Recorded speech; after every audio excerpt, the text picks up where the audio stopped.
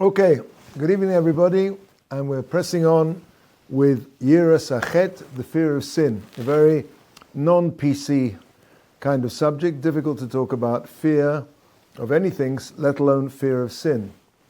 We live in a world where fear is a very negative word, but in point of fact, a lot of our actions have to be motivated by the fear of, as we saw in the first part of Mesilas, the fear of Onish. Now, we discussed this last week. There are really three parts to this idea of the fear of sin.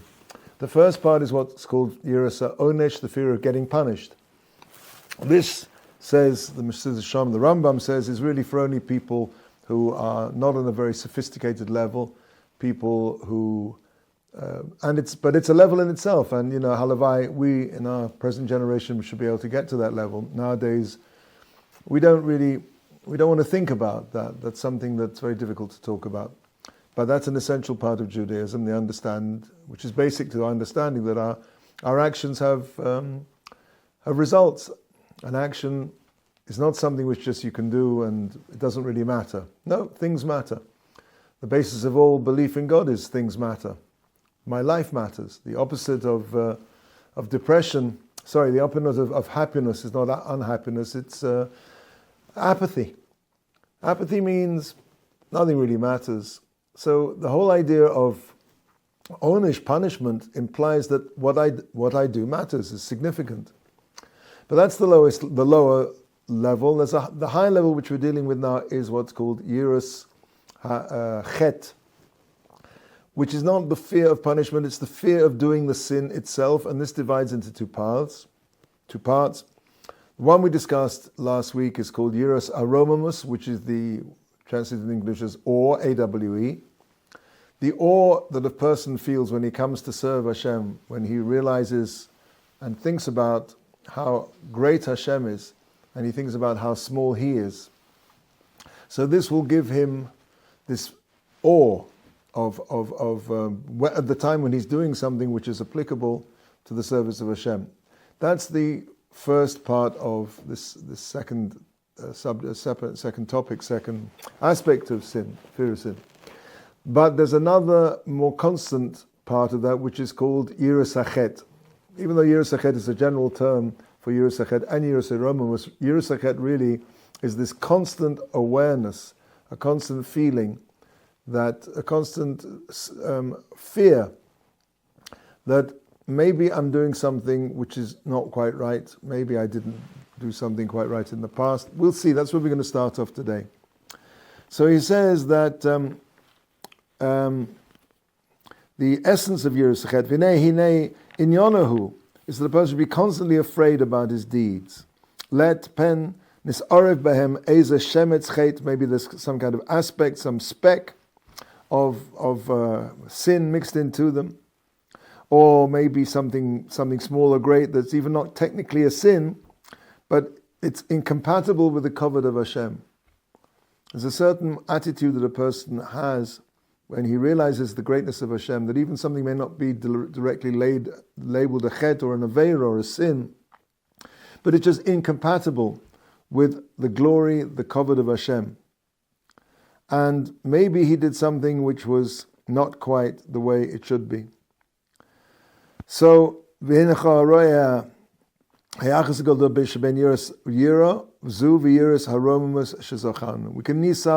see the great association between this kind of yira, in other words, fear of sin, and Yiras Aromamus, the awe of Hashem's exaltedness, which we mentioned above, because basically the objective of both is the same, which is not to do anything contrary to the amazing exalted glory of Hashem, Baruch Hu.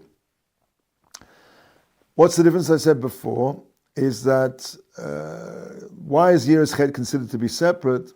B'Shem Echad Tikra, and it's called a different name, Yiras Aromamus, Yiras Chet, is that Yiras Aromamus, awe, is something that applies, as I said before, only at the time of the deed itself, whereas Yiras Chet applies Yiras Aromamus applies either during the time of the service, or if a person turns away from the opportunity to do a sin because of the awe he has for Hashem. However, the Yiras Chet is something which basically is going to happen all the time. For somebody who has attained this trait, v'yaseh dava or chetzi dava, neged kavod shemo yisbarach hamu. Because anything he might do that's an act or even a partial act that's contrary to the glory of Hashem, blessed be He, is constantly in this constant fear of sin. It's not fear of Hashem, so to speak. For in essence, it's a dread of maybe he did something wrong. Lest shalo yikones v'yisarev b'maaseh. That maybe he's constantly on the alert that it shouldn't mix into any of his actions in any way whatsoever. Now, of course, I think it has to be said here that when you read this, it's very easy to think of somebody who's like this sort of trembling, nervous wreck going around. Now, clearly, that's not what we're talking about. We're not talking about somebody who's neurotic. We're not talking about somebody who's OCDC. We're talking about people on the almost the highest level of connection to Hashem. A person like this, you would never realize that's what's going underneath. Underneath him is this constant awareness, this constant sensitivity to the fear of doing something which is in any way not in line, not appropriate to the covenant of Hashem, let alone a sin in itself. A person like this, you would never see this. On the surface, one of the things that struck me about all the Gedolim, the great people that I ever had the privilege to meet, is that on the surface they seem extremely normal. In fact, they kind of redefine what normality is. Everybody, in comparison to them, doesn't seem to be quite as normal as they are. And yet, under the surface, what's going on is something which is a constant work on themselves, a constant supervision, a constant sense of the presence of Hashem. Shavisi Hashem lenegdi somid. They constantly have this awareness that they're in the presence of Hashem, and this, of course, means that they're constantly on their guard to not do anything which could be in any way, however small, in any way not appropriate to the honor of HaKadosh Baruch Hu, the honor of God. But of course, this is, as I say, we're not talking about somebody who's a trembling wreck. Okay, so with regard to the Yeshivat as the constant concern, we see in Mishlei it says, Asher Adam mafached tamid. Happy is the man who is constantly in a state of fear. Again, you have to put this into what I just said. This the Chazal explain in Brachas in 60 that Hahu b'divrei Torah k'siv. That's talking about divrei Torah, meaning a person is constantly aware and on his guard not to do anything which is going to break any rule of the Torah or anything which is not in absolute harmony with the Torah, way the Torah expects a person to speak, think, and act. For even one does not see she'eino roya amachshelik neged einov tzarech sheyeh libo hored b'kirbo. Even one somebody who doesn't see anything that's a problem coming up, but he constantly has to be aware, so to speak, of the possibility. What's hiding behind the next tree in terms of his spiritual awareness? What's chet is waiting there to ambush him? What small stumbling block may he find? So this is what just would maybe do the first, the Moshe Rabbeinu that says, "Va'avo tieh yiroso al penechem levilti sechatu." That's what it says in Shmois. The reason for this overwhelming experience that the Jewish people had at Har Sinai with the giving of the Torah was, quote, so that the awe of Hashem should be constantly upon your faces, so that you will not sin. For this is the principal aspect of Yira. Kizeh ikah Yira. Shihu ha'adam yirei u'mizdazeh atomid, that a person should be constantly fear and tremble about the possibility of doing a chet, to the point that this fear never leaves him. For as a result of this constant fear, he will surely never come to sin. And if it happens despite this that he comes to sin, it will be considered to him as being it's completely ba'oines, beyond his control. So he now goes on to bring other similar examples by Yeshayahu, Isaiah, and then he says, the Ramchal says a logical proof. In other words, Kovar Matzanu, Shama Malchim Hagadolim. Indeed, we find the great and exalted angels. constantly quake, constantly in a state of fear and trembling in front of the grandeur, the honor of Hashem. And then he brings sources for this, and then he goes on to say that brings sources for this. Eliphaz, then Eov's friend, he brings various quotations from Chazal, which I think we'll move on, and we won't do them. Now we're going to go on the. The discussing our Yiras Achet, the fear of sin. We've moved on from Yiras Aromamus. The Yiras Achet has two elements. One is Echad hu behove or osid. One is in the present or the immediate future, and the second one v'hasheni ba'ava. The second one concerns the past. Now, concerning the present or the future, a person is going to be constantly, as we said before, concerned about what he's about to do, lest there be something in what he's doing or what he's about to do which may have some small feature which is not 100% within the accordance of the way his behavior should be in front of a Kodesh Baruch Hu, as we wrote above. And what about the past? There's a Yiras Chet which about the past means Sheha'adam Choshev Tamid Al Mashikava Asa, on something that, on what he's already done in the past. Yira v'yidog, and he should be fearful and concerned that perhaps some sin has emerged from his actions without his awareness. In other words, he has to be concerned that even though he may not have done something which in itself was a chet, but maybe he set up a situation which was as a result of something which was not 100%. Obviously, it's not something he was totally blameless for otherwise, but something that maybe set up a situation without his awareness that something came out from it which was a chet, a sin. For who Inyan Bava Ben Buta, let's talk about the story of Ben Buta, who would every day bring an Osham Tolui. And all the Osham Tolui literally is an Osham, which is a sacrifice, Talui, which is dependent. A sacrifice which depends on, maybe he'd sinned inadvertently. Then he brings some psukim for that. And then he brings two other examples of Moshe and Aaron, where they were constantly concerned about something maybe they did, which something from there will come out which is something bad. Moshe and then the Kodesh Baruch Hu allays both the fears of Moshe and Aaron. And we see also true the same idea with Avram and Lot. And says the Chamchal, conclusion, V'hizos hayira ha'amitis shem omrulov. This is the true level of Yiras Achet, of which we say about Avram, who's described as a truly God-fearing person.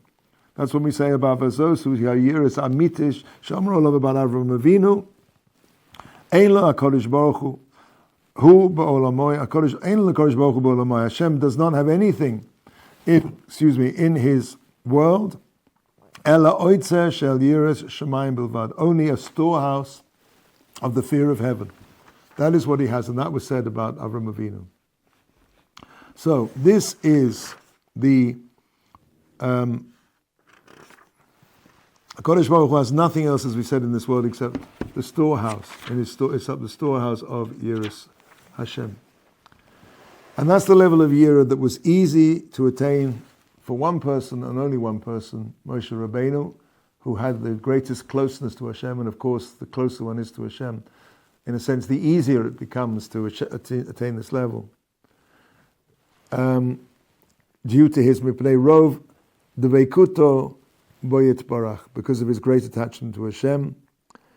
Because for other people, this kind of year is difficult to attain because of their physical nature. It's a great barrier for them in attaining this. Moshe Rabbeinu, as we said in previous weeks, was somebody who was had the minimum attachment to the physical, which allowed him to still exist in this world. Any less physicality, and he would not have been able to actually exist in this world. But everybody else who's on a lower level than this will find it proportionately and progressively more difficult. Nevertheless, it's appropriate for kol chosid v'chosid. Again, we're talking, mustn't forget, we're right at the end of the book here with the level of chasidus. People who go way beyond the letter of the law. But anybody who is on that level and wants to be on that level and has managed to get this far in his ascent, his path, his finding his path up to this point, he should try and achieve this level, this trait. As it says, Yiras Hashem, Yiru es Hashem Kadoshov. This is talking, you holy ones, fear Hashem. In other words, a person is exhorted to increase their level of Yiras Shamayim. Okay, so we're going to move on now. How does one acquire this Yiras Achet? How does one acquire that? So it says, Ach derek niyas ha'yira hazos hu hezboinen al shnei inyonim amitiim.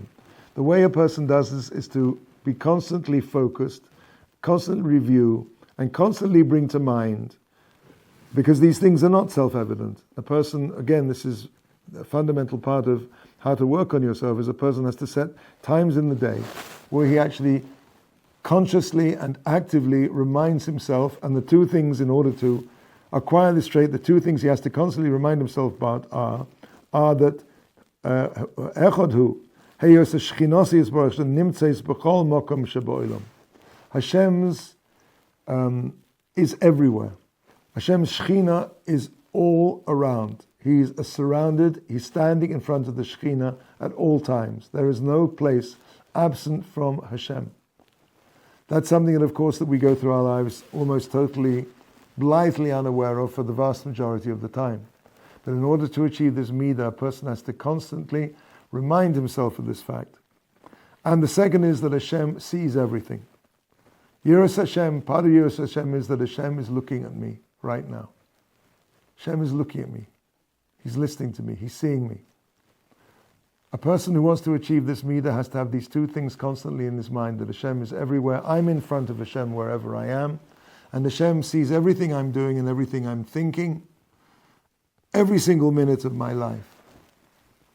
By focusing on these two ideas, a person will naturally, a person will, through a lot of hard work, get to this level of fearing Hashem, Yiras Hashem, which will be, when he does a mitzvah, have this awe of the presence of Hashem, and also that he will be very careful not to do anything. He'll go through his life with a constant awareness of what's coming up and what was, and examine those things very probingly to make sure that it's not going to end him, take him to somewhere he doesn't want to be. Okay, so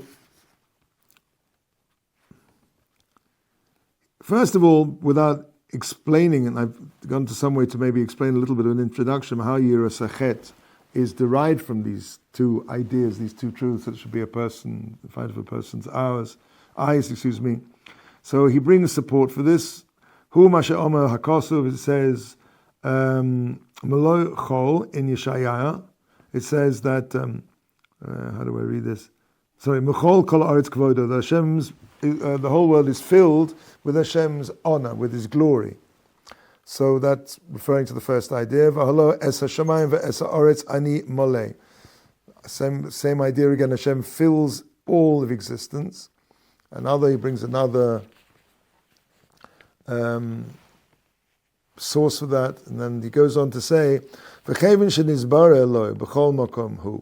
So once a person understands that Hashem is everywhere, and he's standing in Hashem's presence wherever he is, in front of the Shekhinah, so then automatically this will bring a fear and dread to enter him. Why? Because lest he stumble in front of Hashem. He's in front of Hashem.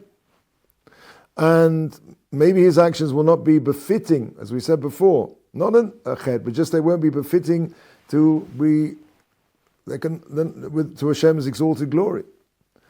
Again, he brings from Chazal, Mala, so he says, Da, Mala mimcha. No, ponder three things. So the first thing is, think about three things and you won't come to sin. Number one, Da, Mala mimcha. Know what's above you. And, which is, Ayin Ro'ah, an eye that sees. And Ozen Shamas, an ear that hears. V'chol ma'asecha b'sefer nichtavim. And all of your actions are written down in a book. They're all remembered. Nothing is forgotten. Kivan hashkachas HaKadosh Baruch Hu al kol davar. So seeing as Hashem sees everything, this in itself will bring a person to remember and make sure all his actions will be written in a book. He therefore, with this in mind, will be extremely careful. But as I said before, omnam, this realization has to be constantly reinforced. It's not something that can be done overnight. And it's not something that will be done by doing it once or twice. It's something for omnam. In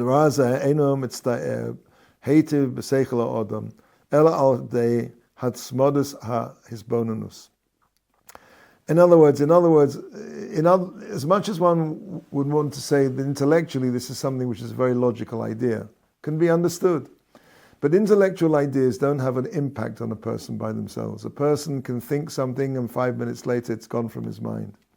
The only way anything sticks is by making a constant intellectual effort to bring again and again and again and again up to one's conscious mind these truths.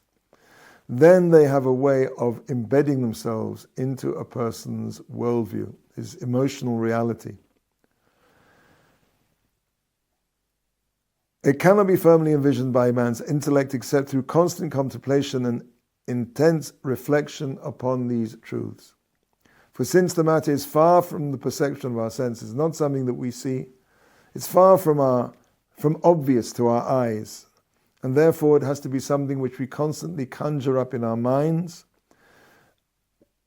And without doing that, the mind will not contemplate this. And even after one has conceptualized this, as I said before, Yisor Hatzio Mimenu Benekel. This is, as I said before, this idea, this intellectual idea will depart almost immediately when a person turns his thoughts to other things. Okay, so I think we're going to pause here and we'll carry on next week, B'ezrat Hashem, with identifying what's going to undermine Yiras Chet. I think it's going to be pretty obvious, but we'll talk about the things that detract from Yiras Hashem.